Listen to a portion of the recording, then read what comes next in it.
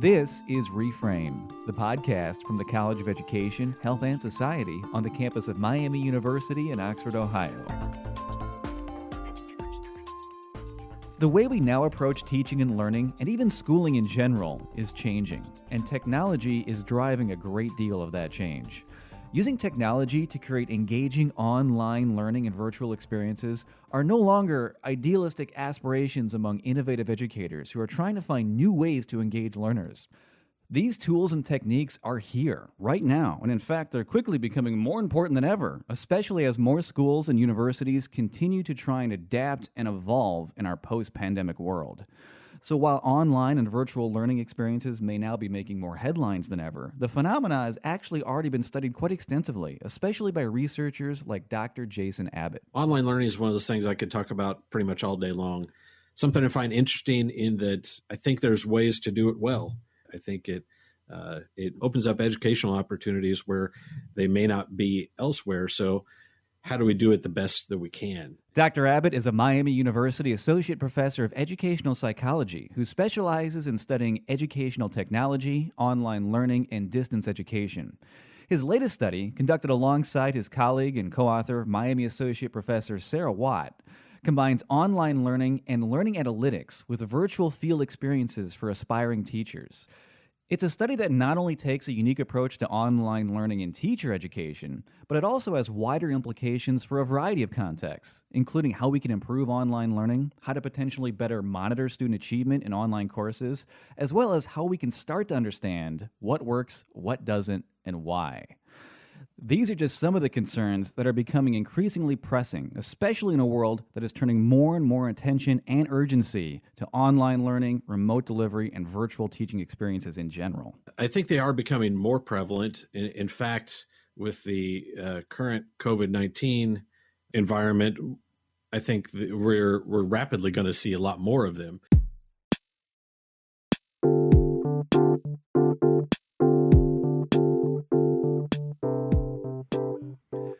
In their new study, Dr. Jason Abbitt and Dr. Sarah Watt used a learning management system, or an LMS, to measure the relationship between user activity and student performance through a series of online learning modules based around virtual field experiences. So in the field of teacher education, field experiences are how teachers in training start to get the experience of working in real classrooms with real students.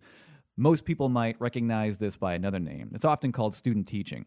And a virtual field experience is just what it sounds like. It adds either an internet-based or multimedia component that can augment aspects of traditional in-person student teaching. There's always been a preference towards that live experience in a school that's as almost irreplaceable.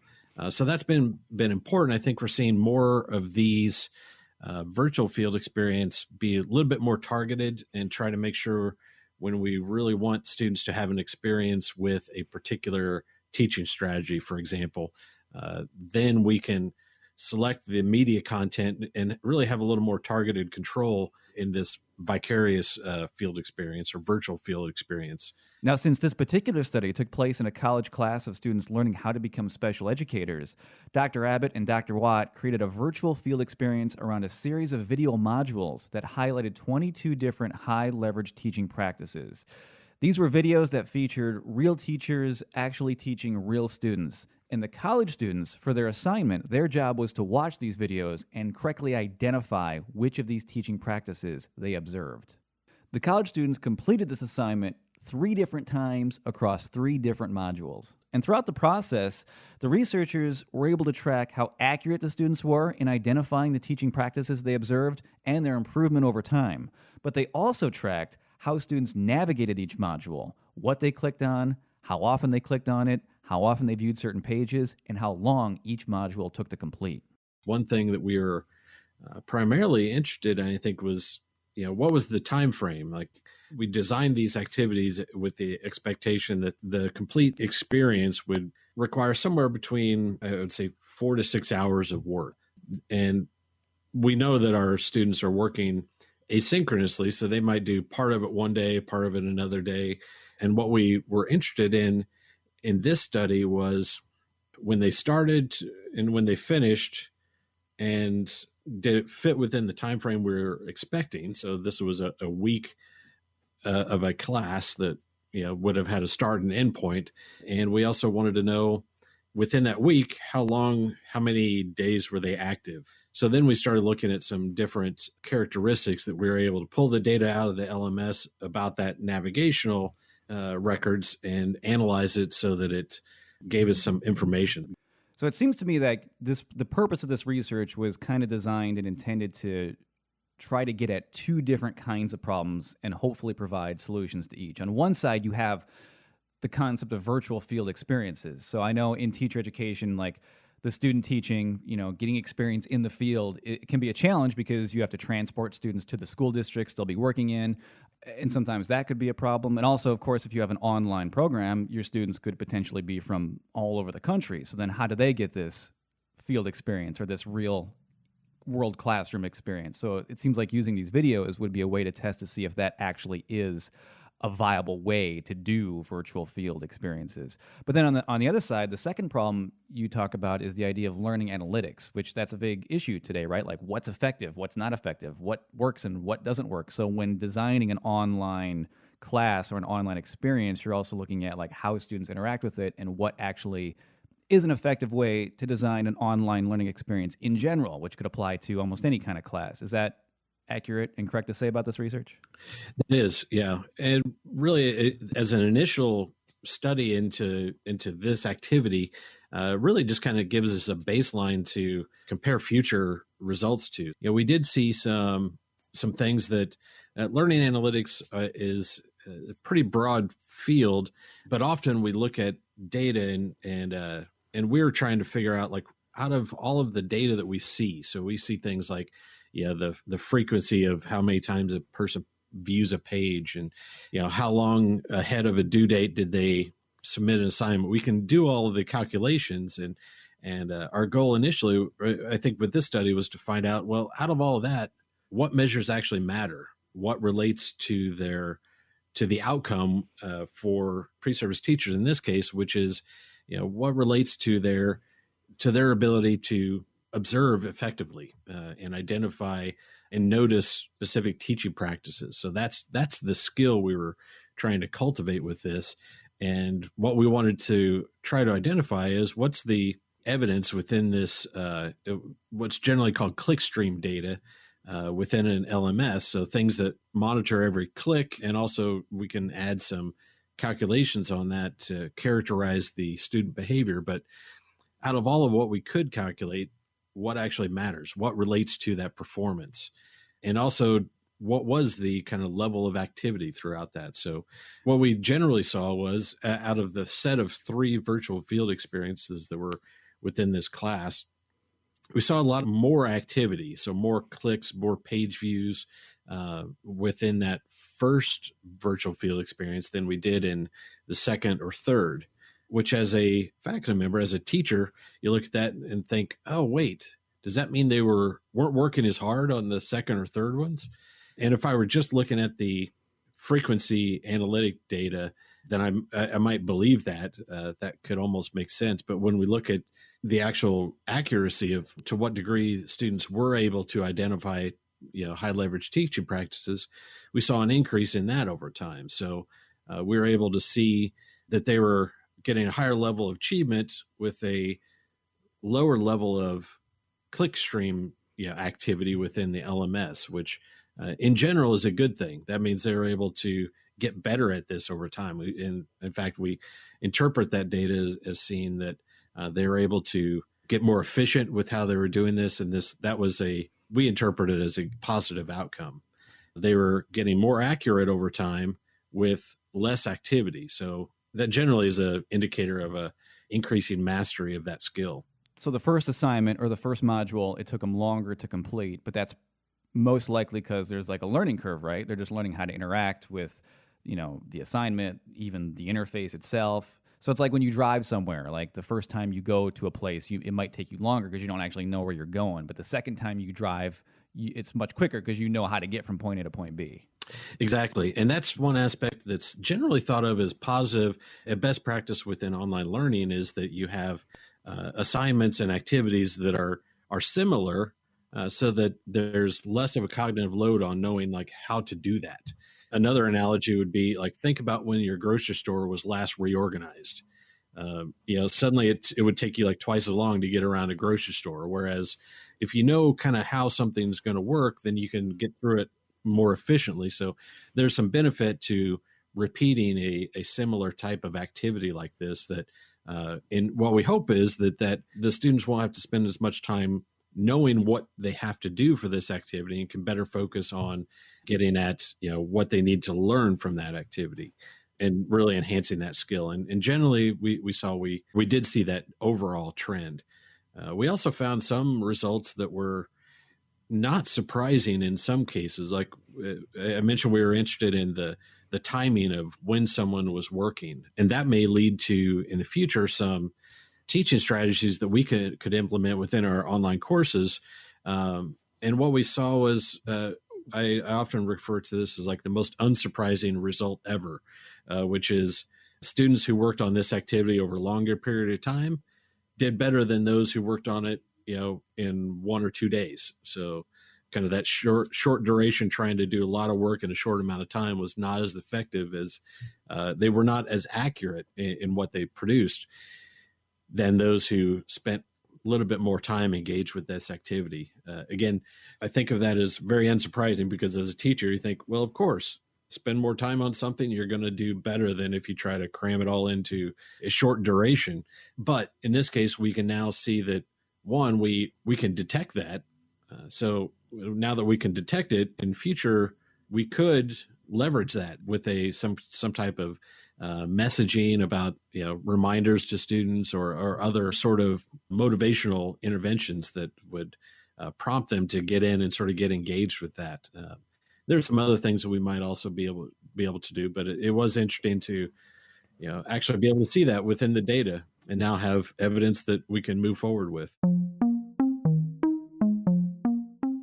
So, by analyzing the user activity data from the learning management system, Dr. Abbitt and Dr. Watt found 2 key findings. The first one was that as students worked through each online module, they used less and less clicks and page views to complete each assignment.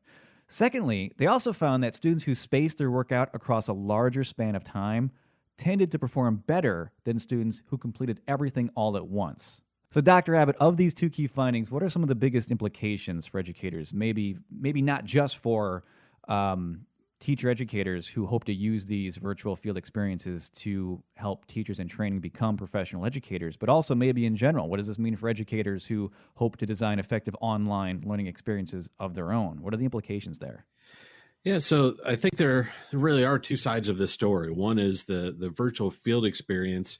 We did see increasing mastery of the skill that we were targeting. So that gives us a lot of confidence that we're onto something that's promoting the skill that we're trying to target with this, and trying to help develop within our pre-service teacher candidates. So that was a positive. So the one big takeaway is simply that this model of virtual field experience can produce positive outcomes very clearly. And then the other side of this is thinking about the learning analytics and what that tells us about the design of these modules. And we saw value in that repetition of the same type of module repeated throughout a class. So one of the key parts of this virtual field experience is the observation that takes place, which is a student watching a video and trying to monitor for specific things. And what we're trying to do is increase really 2 types of observational accuracy. One is, how many times do they see something that was actually there? But we also measured how many times did they note something that wasn't present in the video. So that's sort of false positive, And given a list of 22 high leverage practices, a lot of pre-service teachers are going to feel compelled to notice all of them at least once, just because that seems like what an activity would be asking you to do, is find all of these within this video. And really, we wanted to increase their accuracy and their ability to really deconstruct what they're seeing, as opposed to fill out a list of 22 practices. So out of 22, there are only a certain number present. And so what we're trying to, I think, do is change that activity so that we still see the same increase in accuracy over time, but also a decrease in that inaccurate observation, that false positive. So part of that is as simple as improving our directions and sort of how we introduce the activity, so that now that we have seen that behavior of trying to identify things that really aren't there, we can now sort of modify our instructional design a bit to reshape the instructions, kind of set the expectations a little bit differently. And that will be interesting to see how that changes some of the LMS analytics. So the next step with this is really to, again, operationalize what we've seen as far as the student online behavior and how it relates to their accuracy. So that we can take action on this learning analytics and make an intelligent instructional decision based on that data that we see.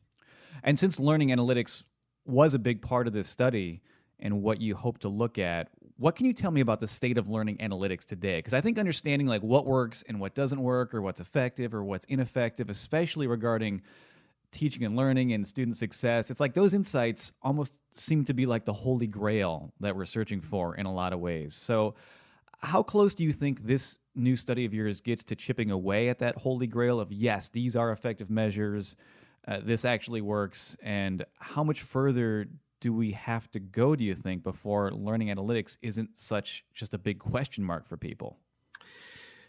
Yeah, that is a good question. And as I've moved more towards research in learning analytics and also participated in the faculty learning community on learning analytics at Miami, we'll take a lot of different approaches to how we try to understand what data is important. And there are many different approaches. And I guess the holy grail would be that we're able to see things that, see those patterns that we couldn't see otherwise that would impact student achievement.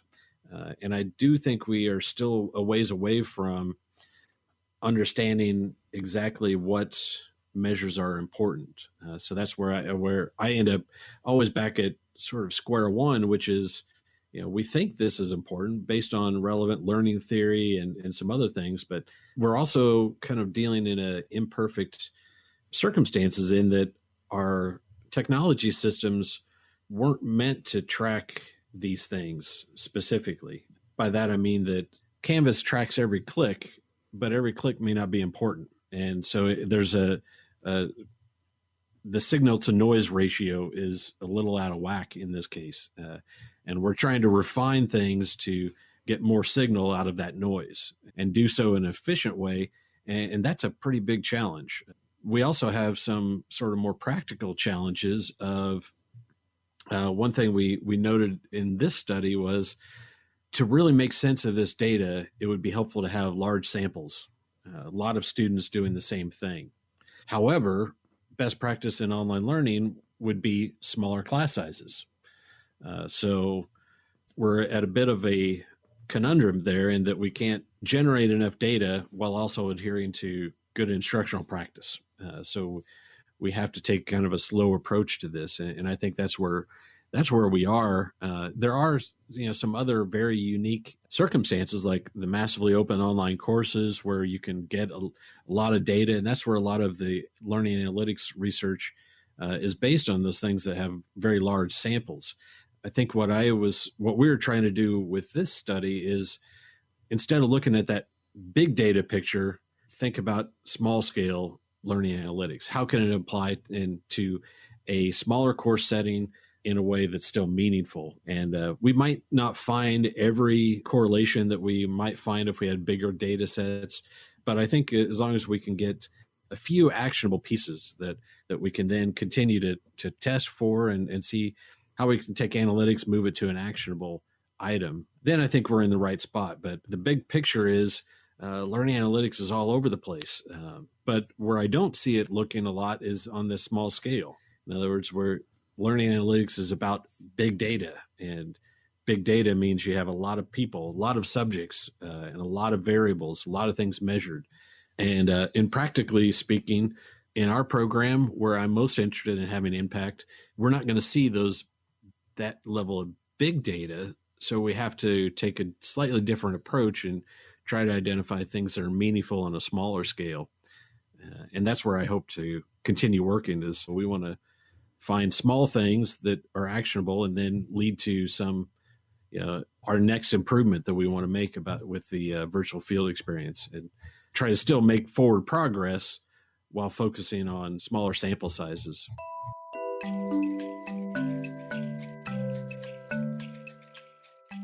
So, what are some of the best practices when it comes to designing an online learning experience? Maybe for any educator who hopes to do more with online teaching and learning, or maybe someone who may be forced to do more with this soon.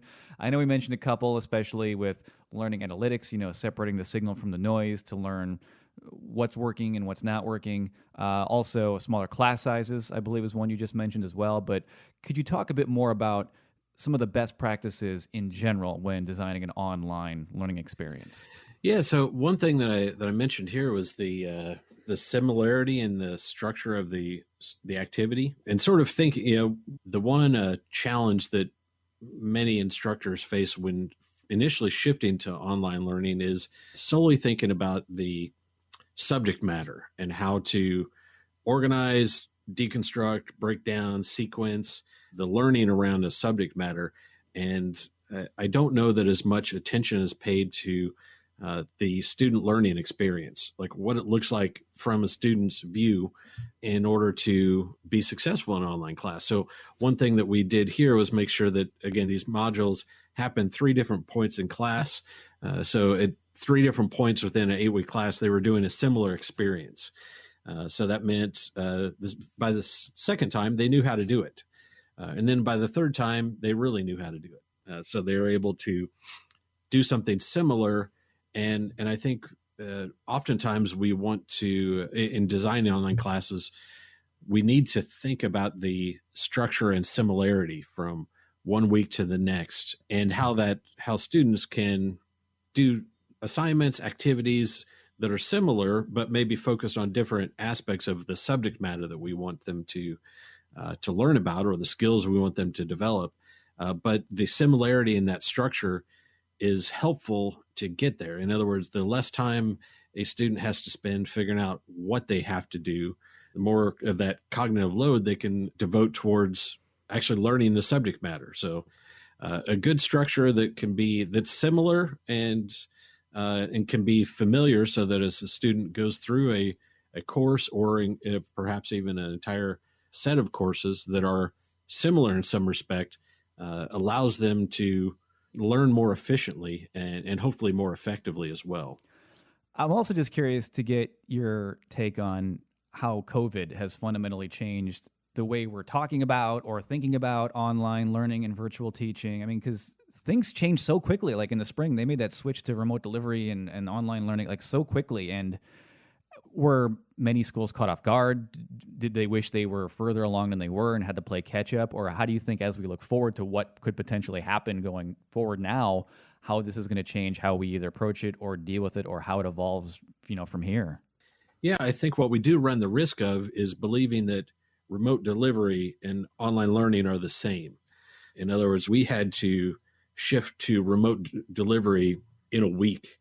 So what started on a Monday is like by Friday, every campus was classes were no longer meeting on campus. So what we're doing in our online learning is a much longer process, a bigger process of intentional course design and careful attention to student experience, and it's really a bigger picture than what we did to essentially put on a spare tire for remote delivery, which is, we had a problem, we adjusted. Now, there have been some, I think, phenomenal things that faculty and students have done to really step up to this challenge and learned a lot in a very short amount of time. But I think in the future, most places, probably across the board, wish that they had been a little bit farther along in online learning. So I do think most colleges, most universities in general, wish they had been a little differently prepared.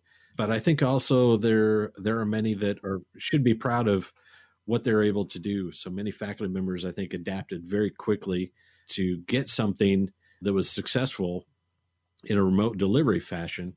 What I hope the next steps are that gives them a basis to reflect on how to create an actual online learning experience a little bit differently, and if it's necessary and if it makes sense, because we've always had this approach with online learning that it has to serve some purpose. There has to be a reason for teaching online, whether that's to increase accessibility of our courses, geographically or temporarily, like to people who may be in a different working at different times. There's a reason for moving online that I think is something we need to think about moving forward. Is how do we do that and also use this as a way for preparing for disasters, whether they be pandemics or snowstorms or something in between.